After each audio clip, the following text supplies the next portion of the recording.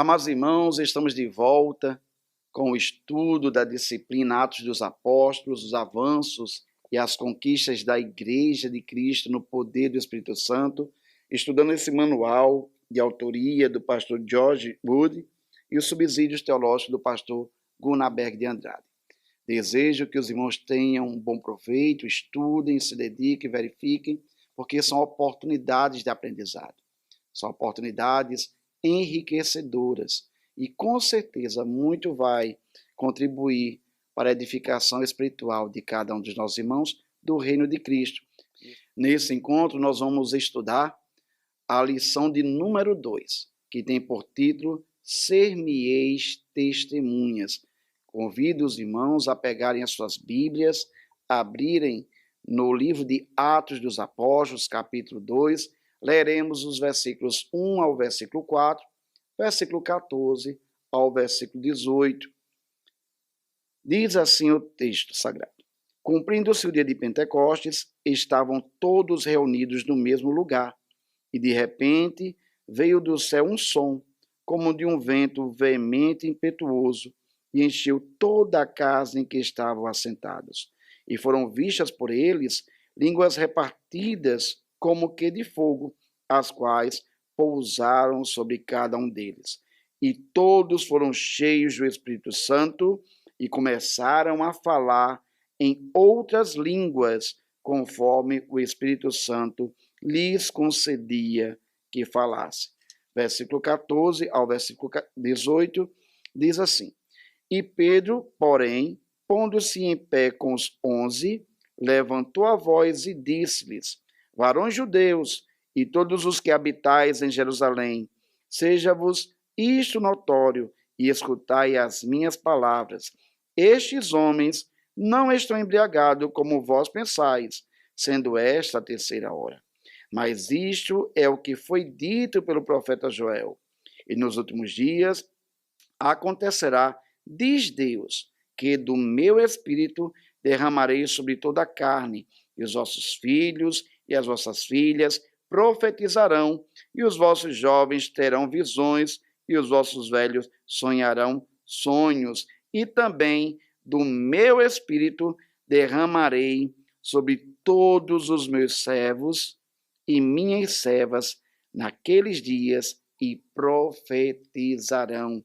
Senhor meu Deus, Pai Celeste, Pai amado e bendito, te agradecemos, Senhor, por esta porção bíblica. Suplicamos a ação do Teu Espírito sobre cada um de nós, a fim de abrir o nosso entendimento, para que possamos compreender a Tua palavra. E nesta aula, ó Pai, crescemos em graça, em conhecimento, em sabedoria, em comunhão e em dependência de Ti. Assim, ó Deus, te pedimos em nome do Teu amado Filho Jesus, a quem servimos e amamos. Amém. Meus irmãos, retomamos esta lição, hoje a segunda lição da disciplina Atos dos Apóstolos, com vocês, o irmão Márcio Tarcísio, o professor Márcio, somos ali da Assembleia de Deus em Mossoró, Rio Grande do Norte, e estamos felizes com essa oportunidade, o convite do nosso pastor Gunaberg, para estarmos juntos com cada um dos irmãos. Desejamos que, assim como essa palavra tem gerado vida em muitos corações, você também seja edificado, irmãos. Você seja despertado a ter mais comunhão com Deus, a conhecer o projeto de Deus, e que tudo aquilo que o Senhor falou a seu respeito venha se concretizar para a glória de Deus. A lição de hoje vai falar justamente sobre o que o Senhor Jesus deseja dos seus discípulos, deseja da sua igreja. Na lição anterior, nós vimos que o Senhor orientou os discípulos que eles ficassem em Jerusalém, que eles não se ausentassem de Jerusalém, porque Deus tinha um dom especial para eles. Eles seriam batizados com o Espírito Santo, não apenas para terem poder para realizar sinais e maravilhas, mas para cumprir com uma tarefa, com a tarefa primordial da igreja, que é ser testemunha de Jesus, que é levar as boas novas de salvação a todo homem. Então, o texto 1 desta lição, essa lição 2, ela é composta por 6 textos, fala sobre o Espírito no Pentecoste. E o autor, o pastor George Wood, ele nos apresenta alguns pontos que nos leva a entender, né, o que aconteceu naquele contexto de Atos 2. Primeiramente, Jesus, após a sua ressurreição, ele esteve presente com os discípulos por 40 dias, sendo visto, andando com eles, e ao término dos 40 dias em que esteve com os discípulos, o Senhor deu orientações específicas, uma ordem àqueles que estavam com ele, que permanecessem em Jerusalém, para que fossem batizados com o Espírito Santo. Então, após isso, os 120 crentes que primeiro foram batizados foram aqueles que perseveraram em orações por mais de 10 dias, até serem revestidos do poder pentecostal. Então, a palavra Pentecoste, ela significa 50. E o que era o Pentecoste, meus irmãos? Era uma festa judaica, a festa da colheita, que acontecia aos 50 dias após a celebração da Páscoa. No Antigo Testamento, o Pentecoste também ele é conhecido, é denominado, chamado de Festa das Semanas e Festa das Colheitas, conforme nós vemos em Êxodo, capítulo 34, versículo 22, e Deuteronômio, capítulo 16, versículo 16. Vemos, querido, de acordo com o manual e contexto bíblico, que no 50º dia após a celebração da Páscoa, ou seja, durante a celebração do Pentecoste, os judeus eles ofertavam a Deus um feixe de grãos e 2 pães perante ao Senhor, conforme está descrito em Levítico, capítulo 23, versículos 15 e versículo 17. Mas qual é o propósito de ser batizado no Espírito Santo? Qual a razão? Qual o motivo? Sabemos que o Pentecoste ele prepara os obreiros para a colheita, porque a festa da colheita eram colhidos grãos, eram ofertados grãos ao Senhor. Então, o Pentecoste ele prepara os obreiros para a grande colheita. A festa de Pentecoste estava relacionada diretamente à colheita do trigo. De forma semelhante, o dia de Pentecostes, ele se relaciona sobre uma grande colheita de almas, uma colheita espiritual. Os 120 crentes, aqueles que após terem ouvido as orientações do Senhor Jesus e perseveraram em oração, eles foram batizados com o Espírito Santo no dia de Pentecoste. E como consequência desse batismo, como evidência desse batismo, eles começaram a falar em novas línguas, conforme o Espírito Santo concedia que falasse. E essas línguas eram línguas, dialetos oficiais dos gentios. Então, meus irmãos, podemos entender, analisando o relato bíblico, analisando o livro de Atos dos Apóstolos, que o sinal físico do batismo no Espírito Santo é o falar em línguas estranhas. Então, esse sinal, o falar em línguas estranhas, né, que o Espírito Santo concedeu àqueles crentes, capacitou a igreja para testemunhar a todas as nações. Antes do Pentecoste, nós podemos perceber, analisando os evangelhos, que Pedro, ele sempre esteve ali ao lado do Senhor Jesus. Ele era um dos mais próximos. No entanto, Pedro, ele não tinha muita firmeza, ele não era uma testemunha fiel. Naquele momento em que Cristo fora preso e ele fora questionado sobre a sua comunhão com Cristo, ele chegou movido pelo medo, pelas dúvidas, pela incerteza, a fraquejar na sua afirmação. Não teve coragem de dizer que era realmente um seguidor, uma testemunha de Cristo Jesus. No entanto, meus irmãos, a gente verifica que ele tinha andado com o Senhor, ele tinha viajado com Cristo, ele tinha verificado Cristo operar sinais e maravilhas, até batizado pessoas em água, Pedro tinha, baseado em nome de Jesus. No entanto, ele não teve a força, a coragem, a convicção necessária para manter-se íntegro diante das perseguições que viriam sobre a igreja naquele momento de tensão. No entanto, no dia de Pentecostes, aquele Pedro foi transformado em outro homem, cheio do Espírito Santo, meus irmãos. Aquele Pedro, outrora temente, ele levanta-se como pregador oficial daquela reunião, né? Ele se levanta perante todos, sobre todas aquelas pessoas, e fala sobre Jesus. Explica que aqueles discípulos não estavam embriagados, mas que ali sim era o cumprimento de uma profecia bíblica que apontava para aquele momento em que o Espírito Santo seria derramado sobre a igreja. E na sua fala, no seu discurso, ele leva muitas vidas a Jesus. Então, o propósito de ser batizado no Espírito Santo é dar ao crente o poder para testemunhar. A igreja primitiva precisava, irmãos, desse poder, precisava dessa convicção, como hoje nós precisamos.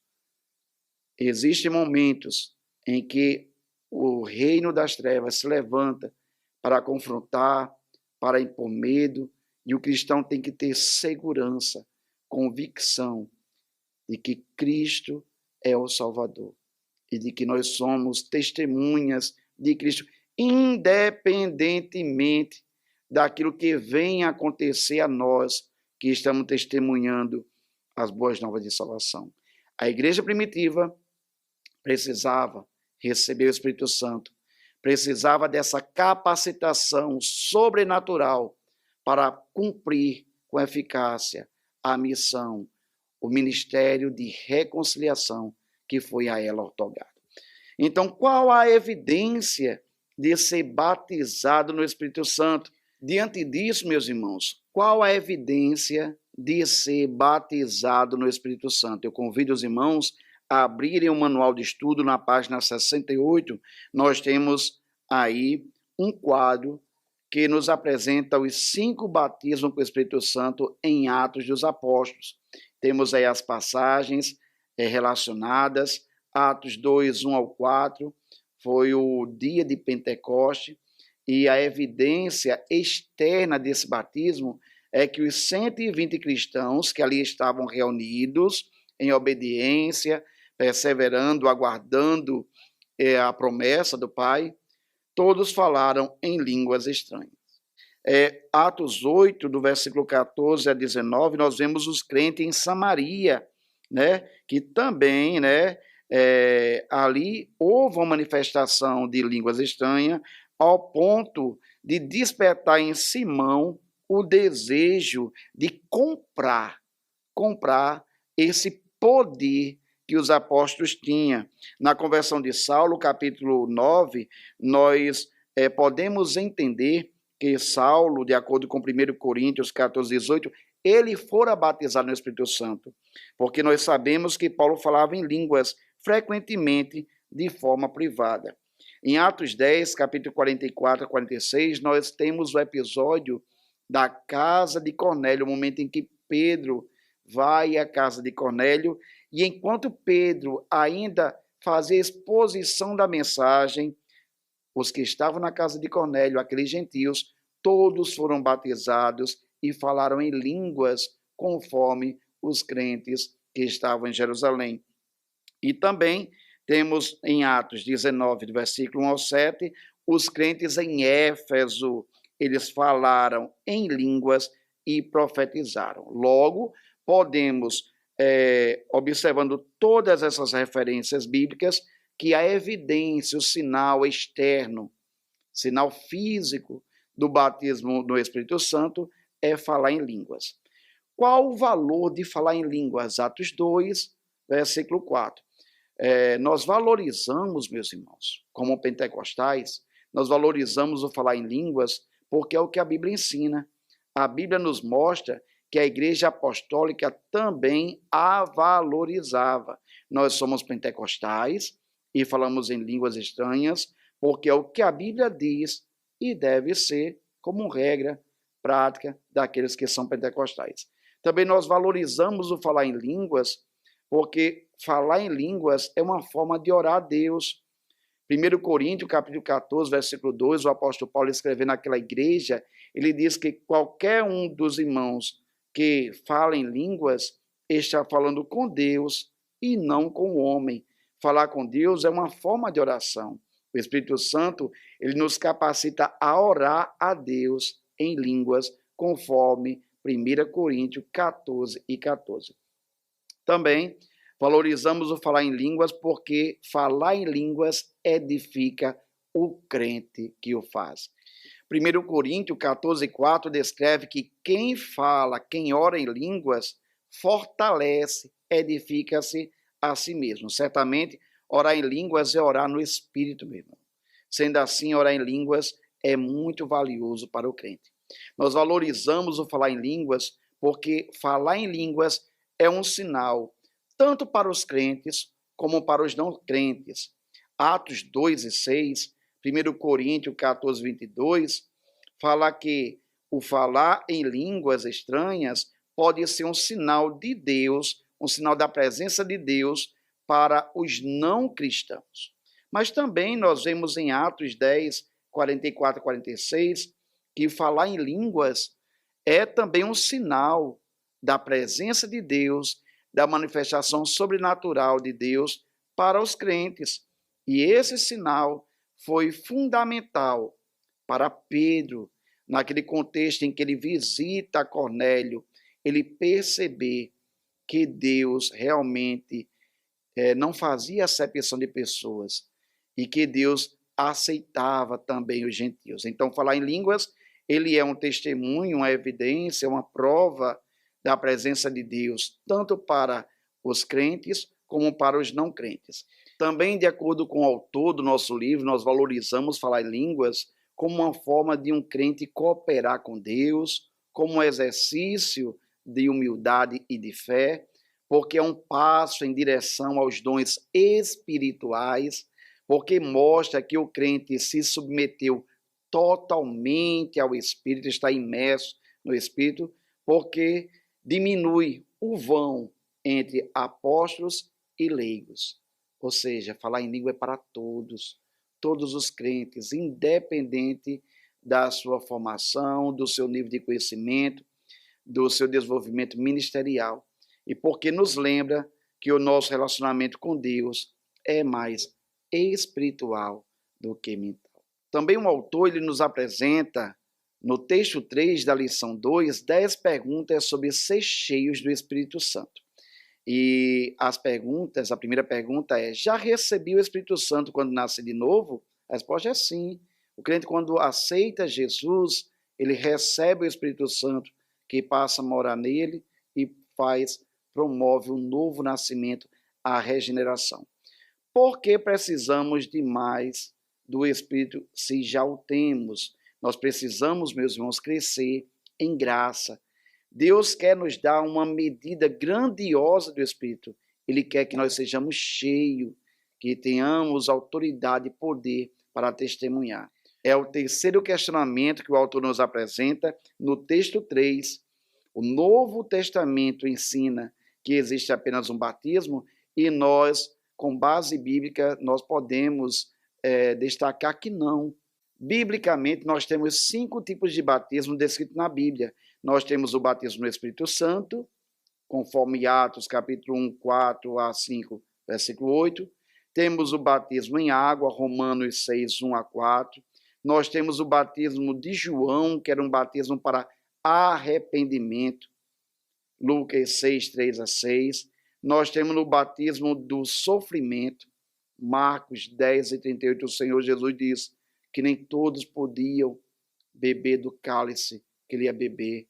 Ou seja, existem crentes, existem irmãos salvos que são chamados a participar do sofrimento de Cristo por amor ao Evangelho. E também existe o batismo que nos Também existe o batismo que nos torna parte do corpo de Cristo. 1 Coríntios 12, 13, somos batizados no corpo de Cristo. O quarto questionamento é por que o batismo no Espírito Santo está relacionado às línguas estranhas? Já falamos isso anteriormente, mas reforçamos que o falar em línguas estranhas é um sinal sobrenatural do poder de Deus para testemunhar. É um sinal de entrega, de submissão total, permite um trabalho conjunto entre Deus e o homem. Por quê? Porque Deus capacita, mas é o homem quem fala. Amém? É um sinal de dependência total para o cumprimento da missão e é uma forma de orar e de edificar. Coisas espirituais como cura, milagres e falar em línguas são inúteis hoje, meus irmãos, até a vinda do Senhor Jesus. A igreja, ela tem grande necessidade dos dons espirituais e de poder. Falar em línguas é apenas para aqueles que não são maduros? É o menor dos dons? Esse é o sexto questionamento. E de acordo com o autor, nós temos que a Bíblia não diz que falar em línguas é o menor dos dons de Deus. Muitas pessoas, quando analisam a Epístola Paulina aos Coríntios, a primeira Epístola de Paulo aos Coríntios, chegam a esse entendimento que falar em línguas seria um dom menor. No entanto, não é isso que a Bíblia nos diz. O falar em línguas ele é para todos os crentes, em toda a idade. Crente maduro, crente imaturo, todos são convidados a ter essa experiência sobrenatural e falar em línguas estranhas. Deus dá a cada crente a capacidade de falar em línguas quando ele ou ela é cheia do Espírito Santo, ou Deus dá dons diferentes para cada crente. Esse é o sétimo questionamento que o autor nos traz. E a resposta é que Deus dá dons espirituais diferentes para cada crente. Mas é comum na Bíblia, ao relato da Bíblia, a gente pode observar que todos os crentes falam em língua quando estão cheios do Espírito Santo.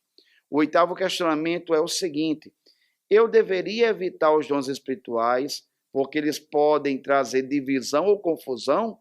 Certamente, quem fez esse questionamento estava analisando a igreja de Corinto.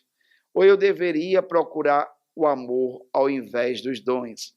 Então, meus irmãos, Deus não quer que escolhamos entre o amor e os dons espirituais. Os dons espirituais são para a edificação da igreja e eles devem ser exercidos em amor. O amor. Amém? O nono questionamento é: Deus irá me constranger ao me fazer falar em línguas em público? Meus irmãos, precisamos compreender que o Espírito Santo capacita o crente a falar em línguas, mas o Espírito Santo ele não vai forçar nenhum crente a falar. Deus, ele sempre permite que façamos nossas escolhas. O Espírito Santo é gentil, é gracioso, ele nos concede a língua, mas somos nós que falamos. Como eu posso ter certeza de que as línguas vêm de Deus e não do diabo ou da carne? Essa é a décima questão, é o décimo questionamento que o autor nos traz.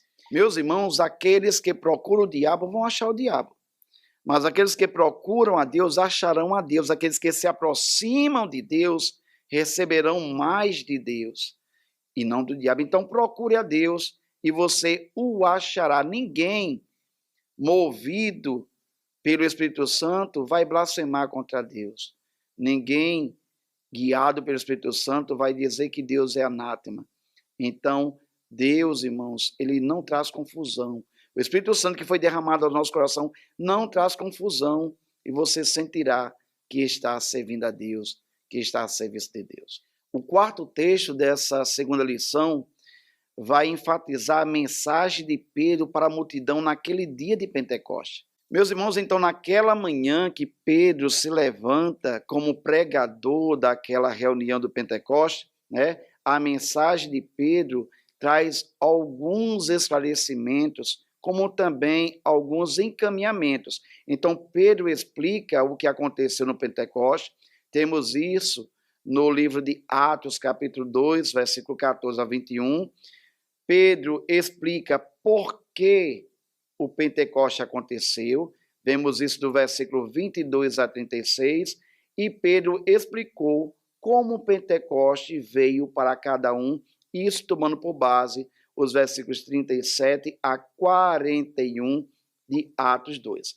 É importante enfatizar que naquele momento em que Pedro se levanta e faz esses esclarecimentos, Pedro ele enfatiza a profecia de Joel capítulo 2, versículo 28 a 32, como também ele faz um direcionamento da mensagem para a pessoa e obra de Cristo Jesus, para que aqueles ouvintes tivessem compreensão do cumprimento da profecia e de que Cristo era o Salvador. E como consequência, nós vemos que quase 3.000 almas foram agregadas à igreja, né?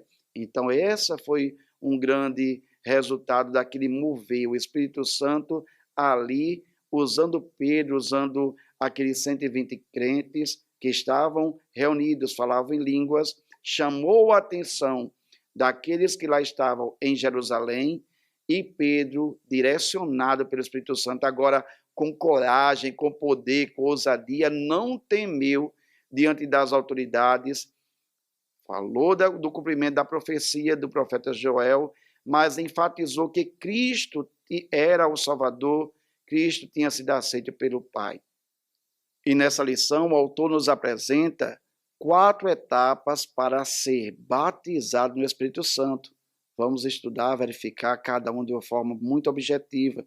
A primeira etapa para ser batizado no Espírito Santo, de acordo com o nosso autor, é arrepender-se, receber a Jesus como Salvador e ser batizado nas águas. A segunda etapa para ser batizado no Espírito Santo é que precisamos de ter fé para receber o batismo no Espírito Santo. A terceira etapa para ser batizado no Espírito Santo, peça e prepare-se para receber o presente oferecido por Deus. Meu irmão, se você ainda não recebeu o batismo no Espírito Santo, deixe o meu conselho, ore, continue pedindo, pedir, dá-se-vos-á. É uma experiência maravilhosa ser cheio do Espírito Santo, e essa promessa diz respeito a você. Então, creia, busque, obedeça, né? Tenha fé que o Senhor te concederá. E a quarta e última etapa que o autor nos apresenta para sermos batizados com o Espírito Santo é que precisamos fazer a nossa parte. É importante enfatizar, irmãos, que o Senhor deseja batizar todos, mas nós precisamos, a exemplo daqueles 120 crentes que obedeceram, que perseveraram em oração, buscando agradar ao Senhor, também precisamos fazer a nossa parte. Andar em obediência, andar em santidade, em novidade de vida, em comunhão com o Senhor, com os irmãos, buscar a Deus com propósito e ter a coragem para falar a língua que o Espírito Santo nos concede. Lembrando que quem batiza é Jesus, o Espírito Santo concede a língua, mas quem fala sou eu e você. Queridos irmãos, caminhando já para a finalização dessa lição de número 2, o autor nos traz as prioridades e os resultados da Igreja Apostólica, tomando por base o texto de Atos, capítulo 2, versículos 42 a 47. A prioridade da Igreja Apostólica era a doutrina dos apóstolos. Nada nunca deveria mover o ensino bíblico para o segundo lugar.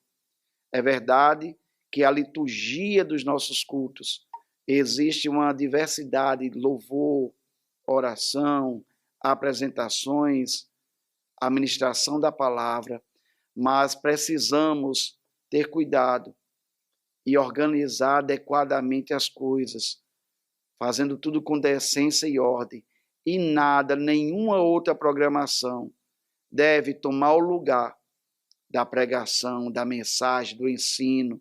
Nada deve sufocar, nem reduzir o momento de ensino da palavra de Deus. É a palavra que cura, é a palavra que promove a edificação, é a palavra que anima, é a palavra que exorta, é a palavra que nos chama a ter mais consciência da nossa missão e do nosso papel enquanto cristão. A segunda prioridade da Igreja Apostólica, meus irmãos, era a comunhão. E essa comunhão ela era evidenciada no dia a dia da igreja, nos relacionamentos, no partir do pão, na Santa Ceia, na refeição que se fazia e no cumprimento, no compartilhamento, na participação de todos na missão de falar de Jesus. A terceira prioridade da Igreja Apostólica, conforme o autor nos apresenta, era a oração. Meus irmãos, a oração move o coração de Deus. Os primeiros cristãos, eles oravam constantemente, e isso fortalecia aqueles irmãos. Nós, como cristãos, nós, como igreja, nós não podemos descuidar, irmão, da prática da oração, e enfatizar e promover e convidar a igreja a orar na coletividade, mas também a desenvolvermos nossa vida devocional, os nossos momentos de oração, nossos momentos de falar com Deus, nossos momentos a sós com Deus. Queridos, essas prioridades, a doutrina dos apóstolos, o ensinamento bíblico, a comunhão e a oração, essas prioridades produziam resultados extraordinários na igreja primitiva. Os milagres aconteciam, a igreja crescia, ela se fortalecia e assim ela caía na graça de todo o povo. Amados irmãos, quero agradecer a sua companhia. Estamos finalizando essa segunda lição da disciplina Atos dos Apóstolos. Desejamos uma semana abençoada e que o Senhor vos conceda a graça de conhecer mais, de experimentar mais do poder de Deus. Você que não é batizado com o Espírito Santo, saiba que esse dom, esse presente está disponível a você. Peça com fé. Busque a Deus em oração. Seja perseverante e você receberá o poder de Deus, o dom de Deus. Também suplico a Deus, minha oração é que Ele vos conceda perseverança para você prosseguir nesse estudo bíblico, crescendo em graça e em conhecimento, entendendo que este é um tempo de Deus para a sua vida e que coisas melhores, coisas maiores da parte de Deus virão. Que Deus os abençoe e até o próximo encontro, que Cristo vos ajude. Amém.